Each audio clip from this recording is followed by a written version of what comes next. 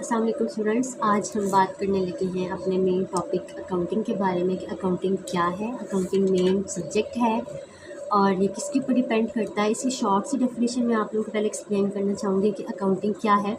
सबसे मेन चीज़ तो ये कि accounting is the language of business. ठीक है, ये बिज़नेस की ज़ुबान है। Accounting is the language of business which communicate with the financial position of the business, which communicate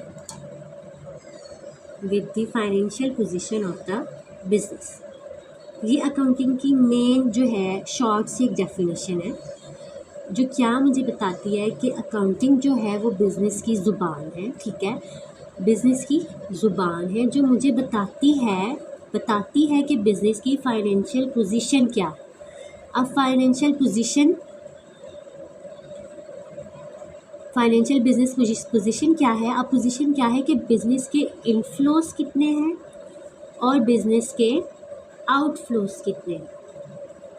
अब इनफ्लोस और आउटफ्लोस क्या होते हैं कि पैसों का आना कितना है और पैसों का जाना कितना है। अकाउंटिंग बेसिकली दो जो मेन चीज़ है ये किसके साथ कंसर्न करती है, ये मनी के साथ कंसर्न करती है। अकाउंटिंग जो है वो रिलेट ही मनी के साथ करती है। अब मनी क्या है कि पैसा कितना बिजनेस में आया, कितना बिजनेस से गया।